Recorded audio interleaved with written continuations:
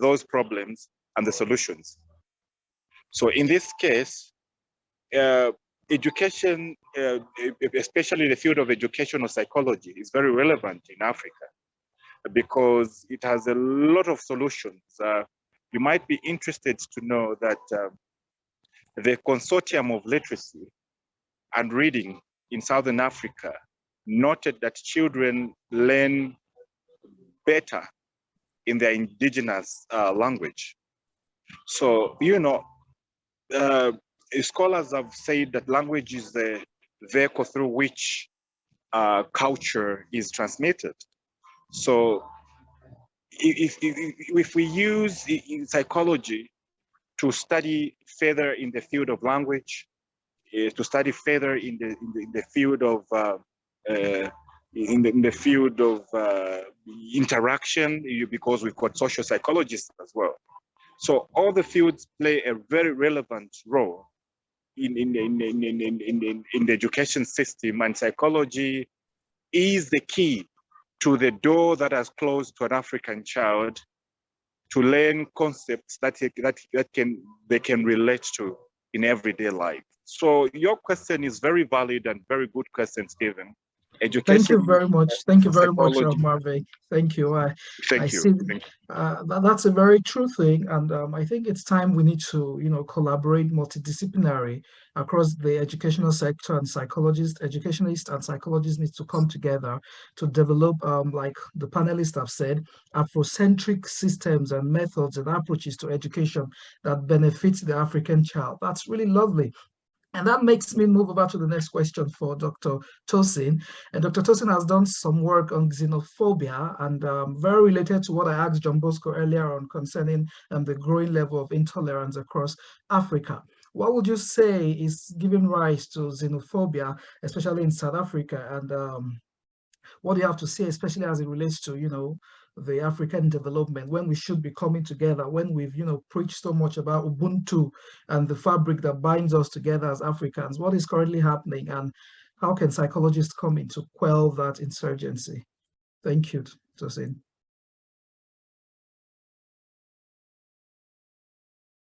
You're currently muted, Dr. Tosin.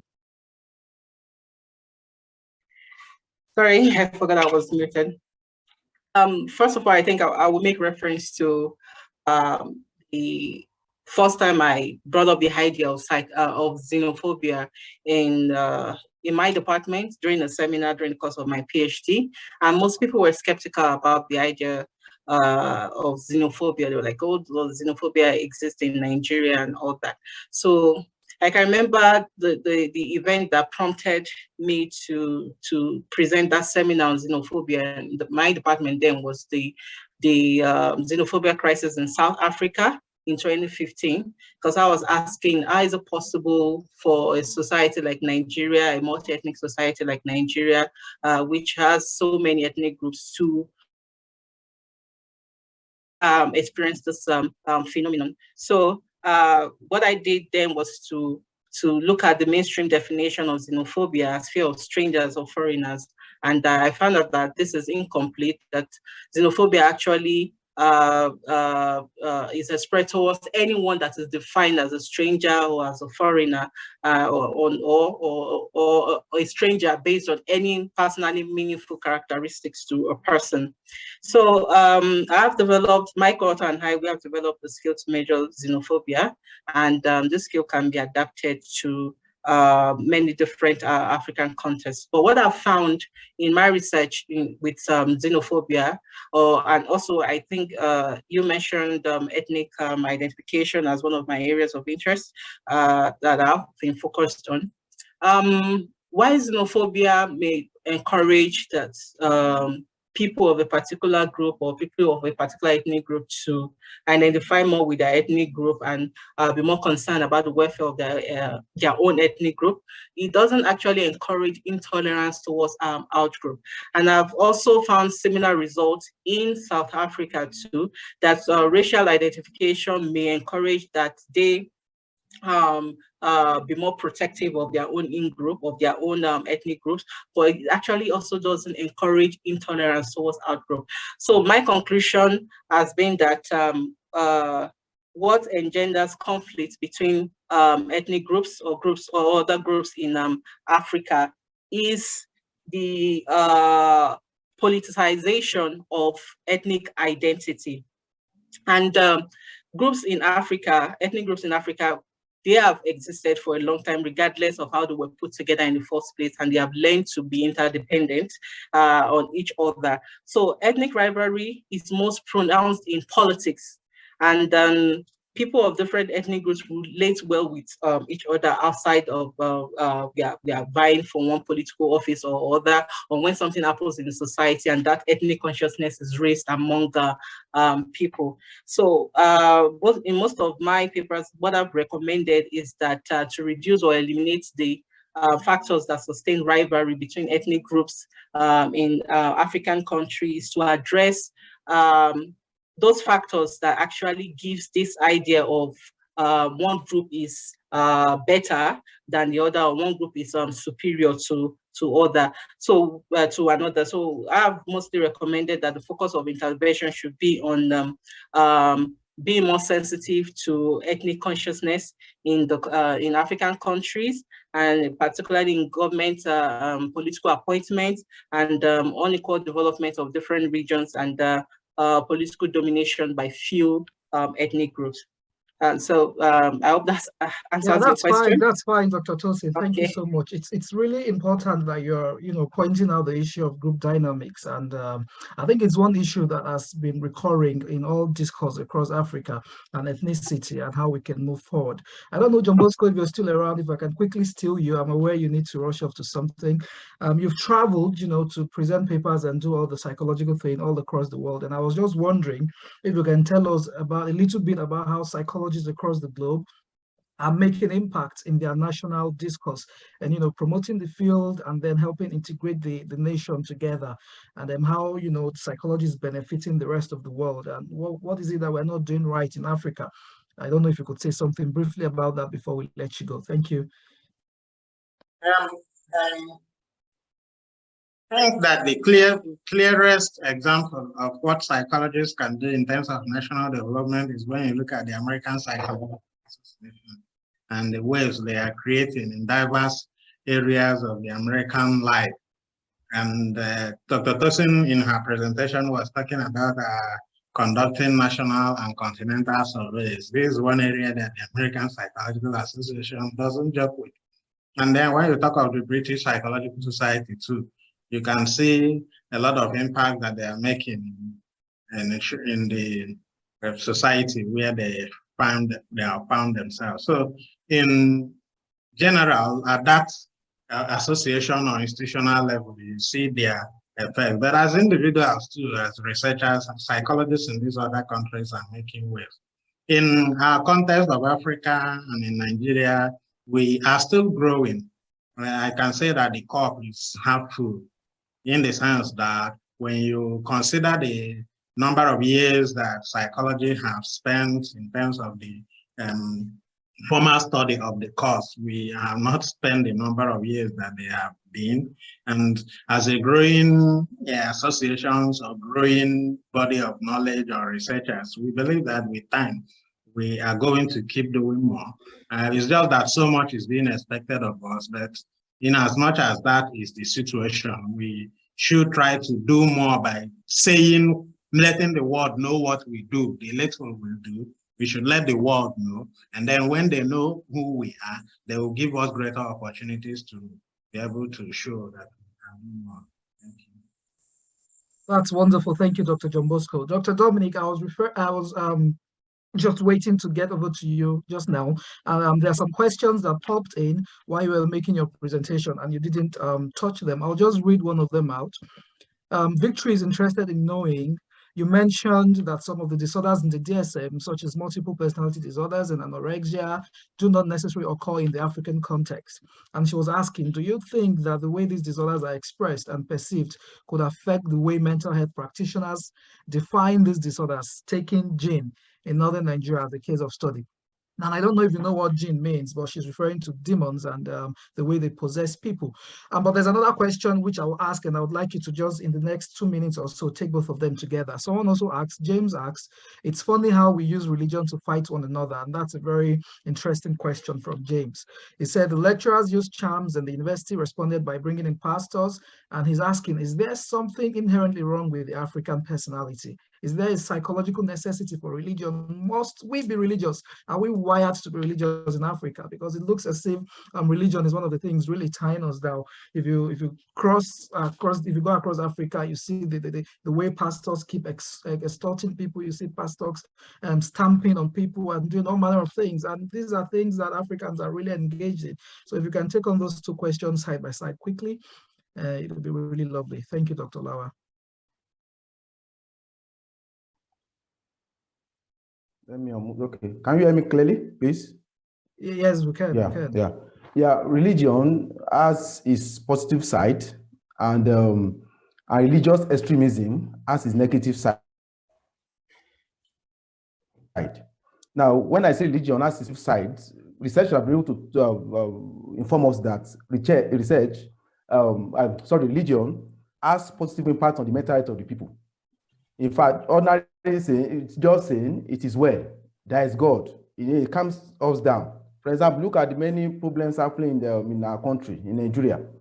Now, what is still keeping people, from my own perspective, and from what research should have been able to tell us, is that what is keeping people on is religion. Religion gives hope. So we cannot rule out religion, in the we cannot rule out religion in the social existence of the people. So religion is very important. What we should just go against in Africa is religious extremism. And I think that is the major problem we are facing in Nigeria. So we still need better education. And I think over time, when most of the populace, the majority of the populace is well educated, when the majority of the populace is well advanced educationally, I think the dark side of religion or religious extremism will be played down. And as regarding the fear of charm issue, I can't remember that question again. What is that question? Sorry, can you remind me? Hello. Yeah, Dr. Olawa, that was someone asking, saying, you mentioned that some of the disorders in the DSM, such as multiple personality disorders and anorexia, they do not necessarily occur in the African context. Do you think that the way these disorders are expressed and perceived could affect the way mental health practitioners define these disorders? Now, I'm not saying that these disorders are not may not occur in Africa. What I'm saying is that they are not relatively common. The way they are common in Europe and America. So what I'm trying to say is that we should focus more on variables that pertain to us, things that things that create fear in Africa, things that gives problem in Africa. Okay, for example, you were talking about, I think you were talking about gene, maybe something about evil spirits, causing some diseases among people. As African psychology, there's nothing that stops us from investigating into this phenomenon. Okay, is it actually true that these spirits are causing the problem? Don't let's just say, okay, because science has been able to tell us that yes, everything is governed by physical laws, we should just forget that there could be spiritual undertone to all these problems. So we can delve into it. And the truth is, we cannot rule out spirituality and religion in our existence. We cannot rule it out. It also impacts the lives of the people. And we all belong to one religion or another. And we believe that although we say from psychological point of view, mental illnesses are caused by maybe problems in the brain, some psychological factors, but we can't shy away from the fact that there are some problems, there are some mental problems that will be associated with spiritual factors. Don't let us deny that. So my own take is, let us try as much as possible as psychologists to delve into this, to even ascertain, is it true or false? Thank you.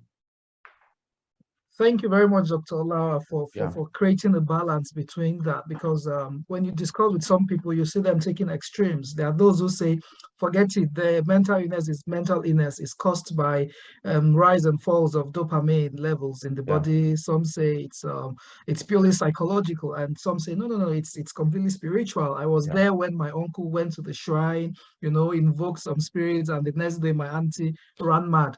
And, so this makes it really difficult for science to draw a clear line as to the causal factors related to some of these mental disorders we see. Thank you very much, panelists, for your time. I would like to draw this to a close now. And but before we do that, I would like to give you opportunities to say one thing. If there was one thing that kept, recurring in my mind while I went through your profiles and invited you for this seminar, was the fact that in a country and in a culture where there is so much to try to pull one down, in a culture where there's no much to make an individual progress, in a culture where there is a lot of factors which militate against the rise of early career scholars. You guys have, fought against the tide, and you've excelled in your various fields. You have the media presence. There are lots of papers and citations attached to your name, and that's not quite common in most other backgrounds in Africa. And I was wondering if you have one or two things to say to our participants. I know that many of them would like to engage with you one-on-one after this to find out what made you, make a name for yourself early in your career and, rise up against all these oddities that we'll find in Africa. And so I would like to start with you, Dr. Tosin. As a lady, the polarity of how gender affects the growth of women academics in Africa. How have you been able to, consistently rise from when we first met in Ibadan to where you are now in South Africa, and you've been pushing and pushing? I also know you've done some work with gender. All right, thank you so much, Tosin. All right, thank you, Stephen. Well, I don't know. Well, I don't know how much I can say I've risen in academia, but one thing that stands out that has pushed me this far is mentorship. I've had the privilege to work with some mentors who have committed themselves to making sure that I succeed in my career in academics. One of them, Professor Adebusoye. He has been a great mentor to me, and his mentorship style is to make sure that you are better than him. And the first way he does this is to make sure that you don't ever feel that you cannot disagree with him. And that kind of treatment from your mentor gives you the confidence to take on anything. And so for anyone coming up in the academia, I'm going to advise you, get a good mentor. I always mention his name at every forum that I can to just appreciate how much he has been able to push me. Sorry to cut you short, Dr. Tosin, but just talking about mentorship just reminded me. And for the record, I think Professor Adebusoye is here, and that's really lends credence to the fact that he's following you to be sure that you're making him proud and doing the thing he taught you to do. Thank you, Dr. and Professor Adebusoye, for coming and for watching Tosin, make you proud one more time. Dr. Olawa, Tosin mentioned mentorship. Personally, for me, I had very bad experiences with mentorship because I realized that mentorship is lacking in the African sector. And I tried to look for a mentor very early on in life because I knew this was what I wanted to do. But I got a lot of people turning me down, a lot of people saying, just go on, we'll see how you're going, publish, and then put our names and all of that. Olawa, how was it for you growing up in Yoruba land, in Nigeria, and being where you are at the moment? Did you find mentorship as one of those things that propelled you, or is there anything you did personally to become outstanding? Yeah, thank you very much for that wonderful question. Well, I will still come back to the issue of mentorship that Dr. Olonisakin talked about. It is mentorship. When you have good mentors, you are able to grow. That's just the truth. And thank God, Professor Adebusoye is here with us. He supervised my PhD thesis, and like Tosin has said, when you have a mentor or a supervisor that has an open heart, it will allow you to flow. It will allow you to flow the way you should flow. So mentorship is very, very important. But one thing I can also say is that it's always good to also think internationally. Most of us, I don't want to say we think locally, we think in a local way. We should try as much as possible to know what is the best practices in research. So over time, through the exposures from my mentors, especially our professor here, I've been able to know that, okay, these are the ways, these are the kind of research you need to focus on. These are the type of statistical analysis you need to focus on in order to move. For example, this fellowship I'm presently undergoing, if you don't publish in a reputable journal, in Journal Index in Scopus and Web of Science, you can't, they won't even look at your application. So that is the first thing, aiming to publish in internationally recognized journals. I think that goes a way to launch us out. Thank you very much. Thank you very much, Dr. Olawa. I have a different opinion altogether when it comes to struggling to publish in the so-called impact factor journals. And Dr. Tosin mentioned that. I feel it's another form of intellectual colonialism, but that's a discussion for another day. And Dr. Tosin, I quickly want you to take a look at the question and answer session. Jim Paris had asked a question which would need to reference your paper for him, and I think that's really important that you do that for him. So, but talking about publications and the fact that we have to keep publishing in foreign journals, I don't know, Marvin, do you want to say something? Is that the same situation in Zambia, or is that very peculiar to Nigeria alone? Is there the craze to publish in international journals for international recognition?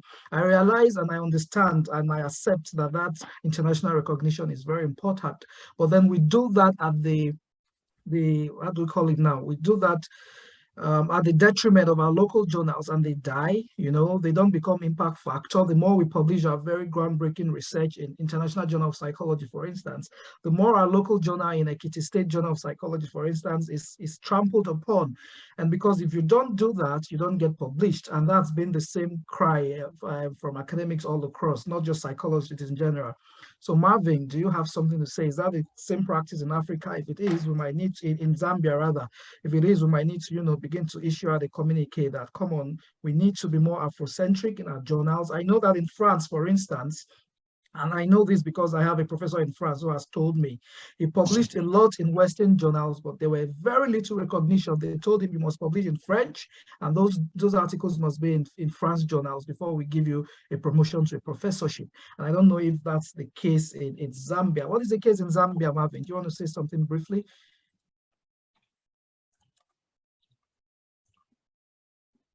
Yeah. Thank you very much, Stephen. I think the case in Zambia is the same as these other African countries. It is very, very, very difficult to publish in an international recognized journals, as they are called. Of course, we've got local journals, but you see, everybody rushes to be international recognized, and there is no, there hasn't been any merging or collaboration with between local journals and international journals. So you find that there are people who have brilliant works. They have been turned down by the international journals because their work maybe does not fit that context. So I think it's a challenge I've seen in terms of in the circles of publication, especially in Zambia. We have local ones, others are university-based, others are association-based journals, and there's no synergy with the international journals that will help our work to be recognized. And it's very discouraging for young scholars or upcoming scholars because the competition is tough within the context of the local publication. So I think all in all, it's a challenge, should I say, Stephen and the rest of my colleagues. All right, thank you so much, Marvin, for those perspectives from Zambia. Dr. Olawa, your hand is raised. Do you want to say something? Yeah. I'm rushing to tie up. All right, just in 1 minute. Yeah, thank you. Now, I just want to speak a little bit about publishing in international journals.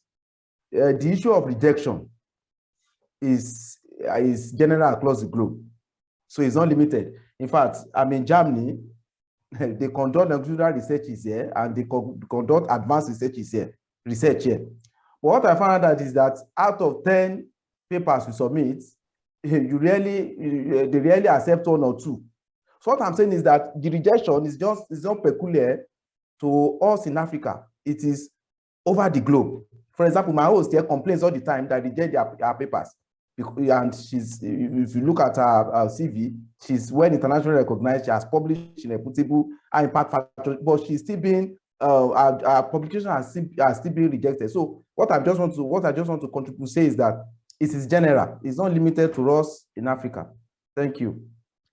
Thank you very much, Dr. Olawa, and that's quite interesting. And I think it's a very wonderful time to draw the conclusion to this panel discussion. And I must say thank you to all the panelists so far. And I'll be calling on David shortly to talk to us more about African Research Network, because this issue of publication and this issue of African authenticity in research and African recognition of African scholars is one of the things which ARN was put together to solve. And so, David, I'll invite you to come on board now and just, before you make the final announcements, what's the role of African Research Network and other similar networks in promoting African researchers and in bringing us to limelight across the globe?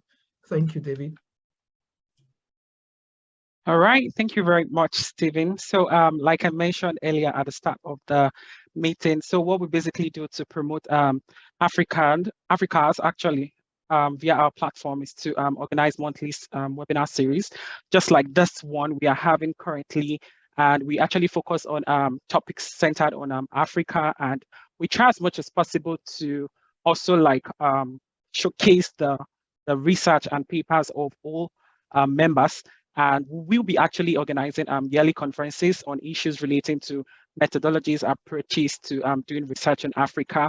Then we also